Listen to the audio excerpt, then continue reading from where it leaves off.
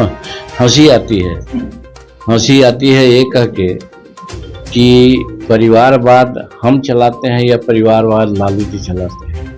लालू जी का बेटा चाहे तेजस्वी हो, चाहे तेज प्रताप हो, चाहे मीसा जी हो, ये तीनों कौन आंदोलन के प्रोडक्ट हैं? कितने जन समस्याओं के लिए उन्होंने लड़ाई की और जेल गए और उनको थोप दिया गया। उनके पिता मुख्यमंत्री रहे, माता मुख्यमंत्री रहे, तो आज मंत्री बन गए, एमएलए बन गए, डिप्टी चीफ मिनिस्टर बन गए, राज्यसभा लोकसभा के मेंबर हो गए। तो परिवारवाद इसको कहते हैं। परिवारवाद उसको नहीं कहते हैं कि जो बचपन से जन संपर्क में रहा हो।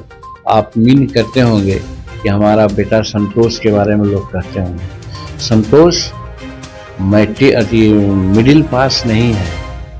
संतोष एमए है, पीएचडी है, नेट किया हुआ है, जिसके बदौलत आज गया कॉलेज में प्रोफेसर भी है।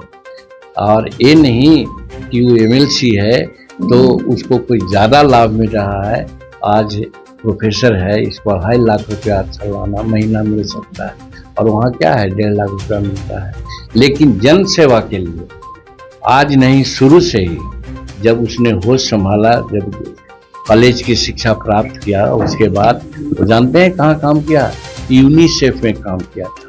यूनिसेफ में एक प्रखंड का प्रभारी रहा, उसके बाद वो औरंगाबाद का प्रभारी था, काम कर रहा था। ये जो बिजली का पोल है और तार है, उस पर चढ़ करके वो यूनिसेफ का स्टिकर साटता था और कहीं नहीं ये कहता था कि मेरे पिताजी मंत्री हैं, ये क्या है। क्योंकि उसके बारे में हमको पता है कि जब प्रोन जो होता है, स्टेट मालिक होता है यूनिसेफ का, और हम डिप्टी मिनिस्टर थे वेलफेयर का, तो मेरे पास आया हुआ था। उस समय संतोष बैठा हुआ था।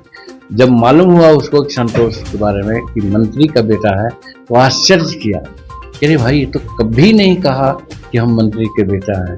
और फिर जब राजनीतिक में आया तो आपको बताना चाहते हैं, इसको पता नहीं, आप लोग छापिए बताइएगा कि नहीं।